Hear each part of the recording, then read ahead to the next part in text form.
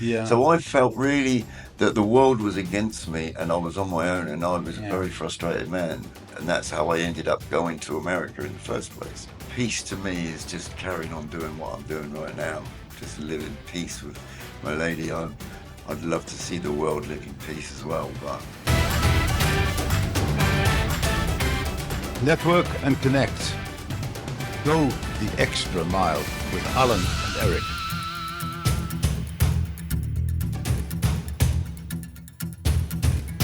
welcome back to Ace Podcasts and for listening to The Extra Mile.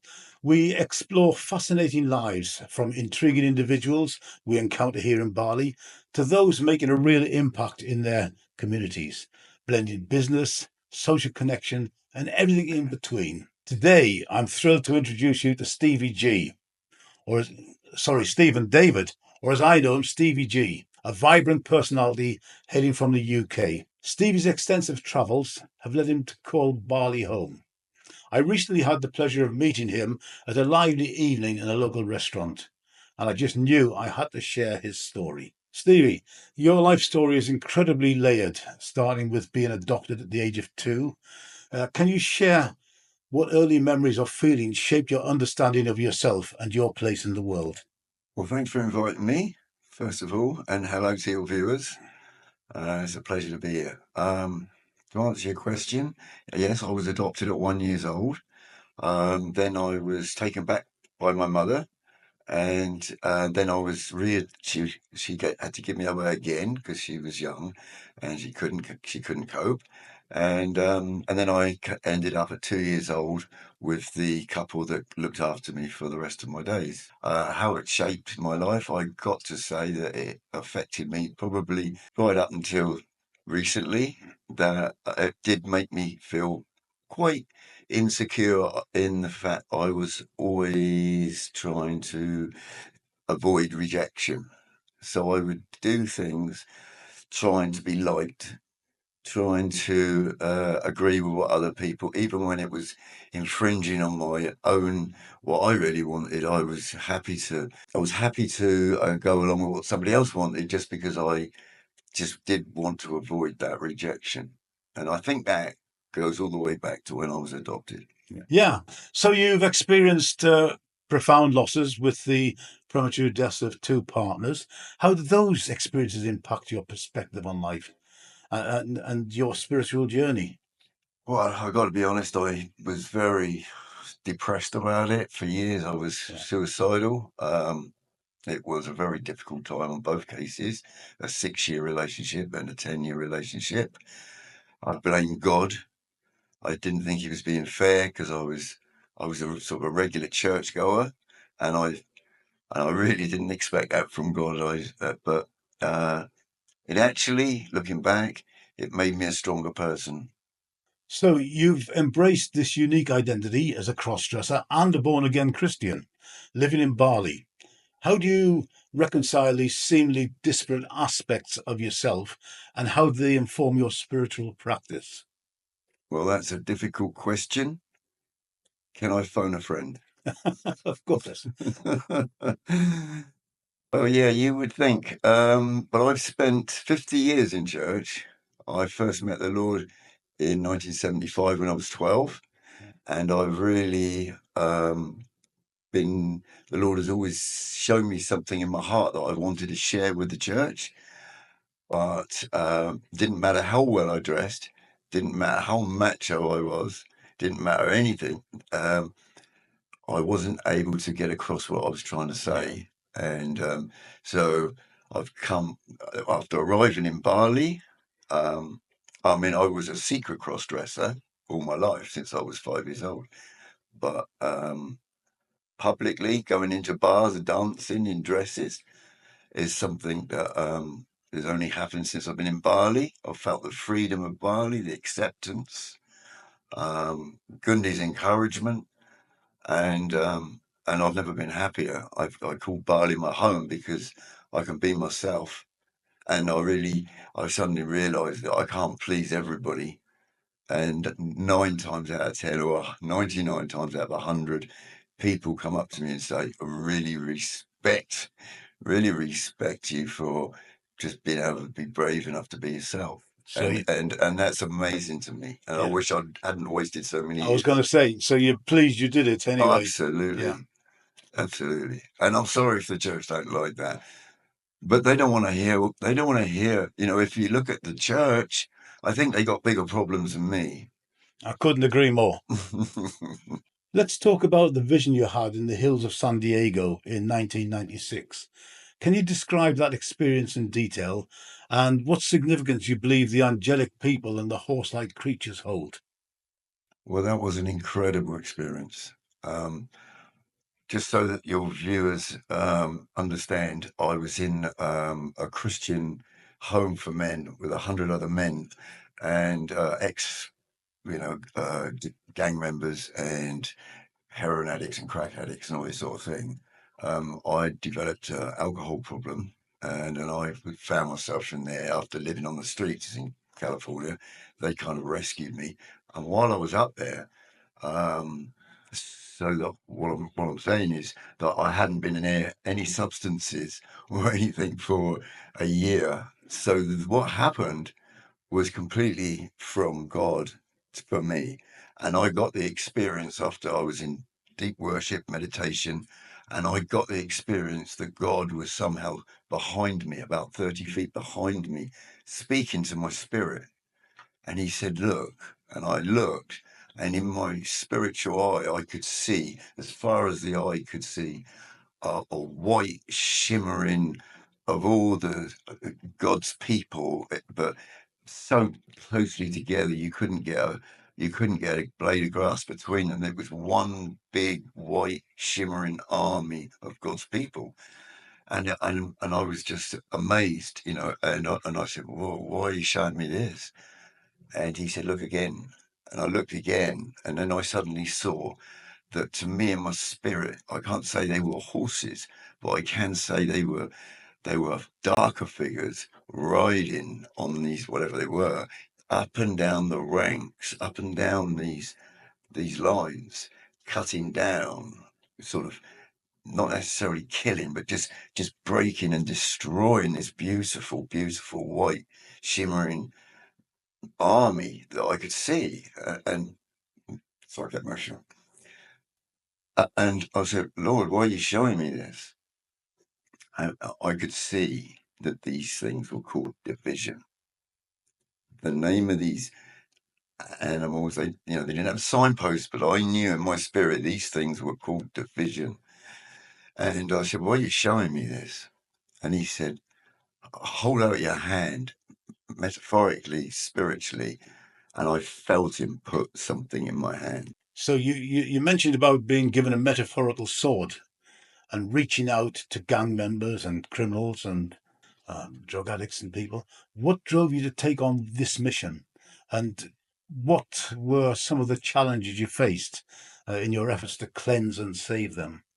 Okay, well, thank you for your question, but I need to finish the quest that you asked me first. With this sword is capable of taking those riders down. There is no division in the army of God that can stand against this sword. And I have used that sword on the streets. So I just wanted to make sure that this sword, there's one truth, and that is division is not real. There's no such thing as division in the people of God. It's an illusion of this world. But to answer your question, it was because I was in this men's home, this Christian rehabilitation place, that I learned a lot about what it says in the Bible and how it relates to people with addiction problems. Prostitutes that are, having to feed their habits with drugs and such desperate people, and what God can do for those desperate people. And I just fell in love with the whole thing. Every day I was hearing testimonies about what God was doing in people's lives and was doing in mine. And I just found it fascinating. So I found myself on the road with this ministry, going from one city to another across America, putting on these dramas to reach young people, to let them see that gang memberships and drugs are not the answer, that actually God was the answer. So you've had quite a journey. Your journey has included marriage, fatherhood, and significant legal battles. How did those experiences, particularly the 5 years of problems, shape your understanding of adversity and resilience? That was very hard. I have one son, and unfortunately, the relationship didn't work out. I knew that I had to leave, but the options were, if you leave, you won't see your son. So it dragged on for a few years because I couldn't leave my son. Eventually, I had to, but I thought I would be able to get access through the courts. So for 5 years, I would go to court, and the judge would be on my side. It favoured me. I was allowed to see him every fortnight, but unfortunately, I learned that the courts are actually tigers with no teeth. They say one thing, but if the other person just turns around and says hard luck, then you don't see him. So after 5 years, that's how I ended up in America, because I couldn't actually face life any longer, knowing that my son only lived 5 miles up the road and I wasn't able to see him. And this relationship, I was very close to my son when he was young, but that relationship was split. So I became very, very, very depressed and found myself in a lot of trouble. I was always in and out of courts, prison happened, and and I was always fighting. I mean, I was always looking for it.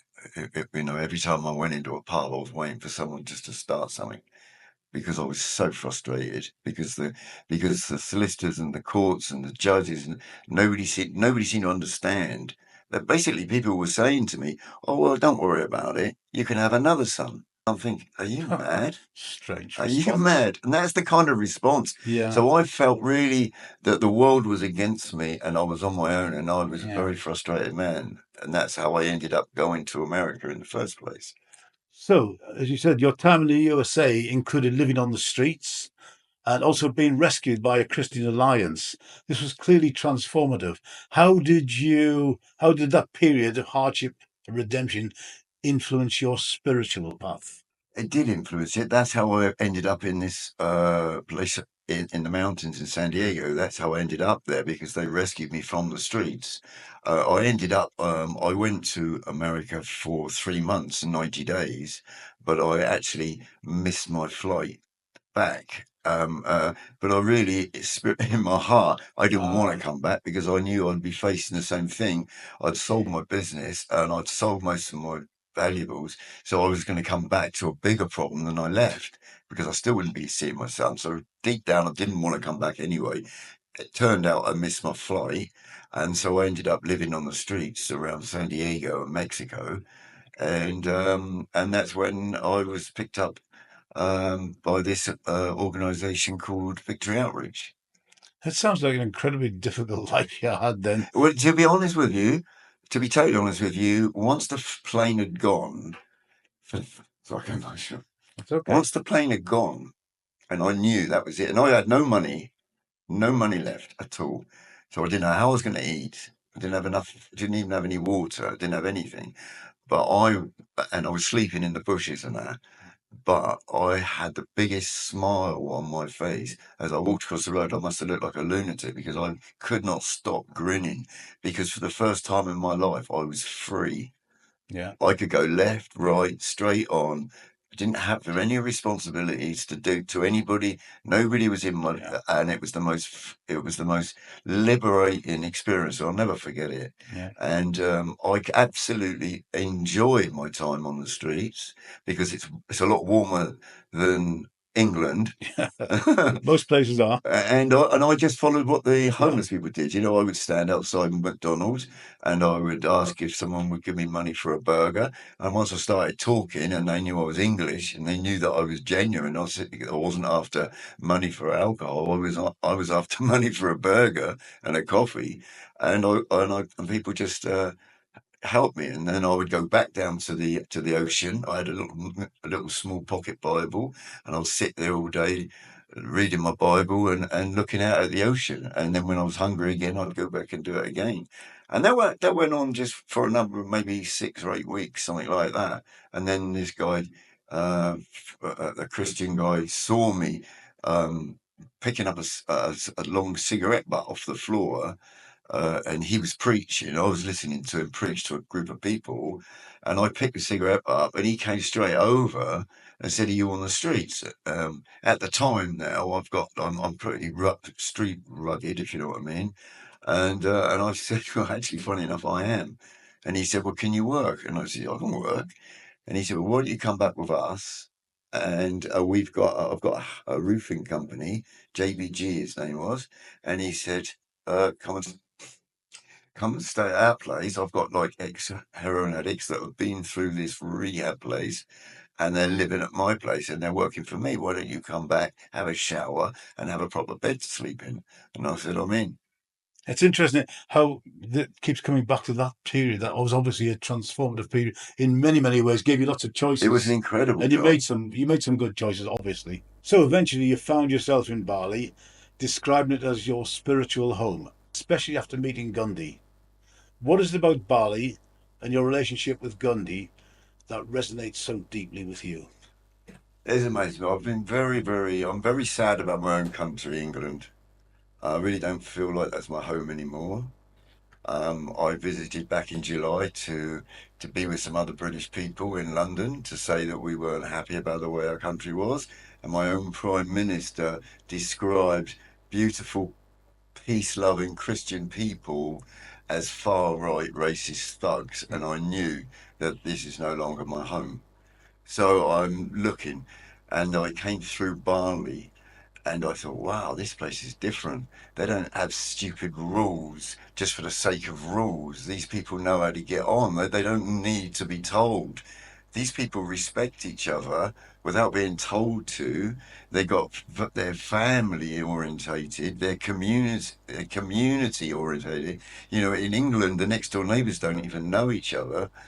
You know, it's nothing. The whole thing is broken. Yeah. And here, I just saw this wonderful thing, and I realised that Bali's people have got a big respect for a higher power, that is, for them, and they just want to please. They just want to make you feel welcome. They accept me when I'm wearing a dress. They're not judging me or anything, and I've just felt nothing but love here in Bali. And I mean, I never danced in my life in England, well, apart perhaps at a wedding or something when I was drunk, but I danced several times a week in the evenings, and I was dancing on the beach one day, and Gundi came past, and we got talking, and we clicked like that, and I suddenly realised that that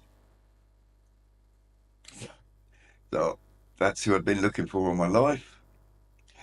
She she's so she's on a spiritual journey just like my own, and her journey took her to this place where we just crossed paths, and I fell in love sort of quite quickly. So you've mentioned Gandhi, and I was very lucky to meet her.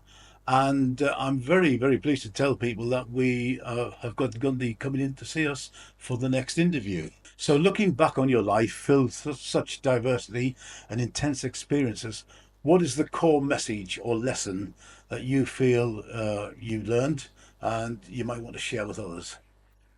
I've learned that I should be myself.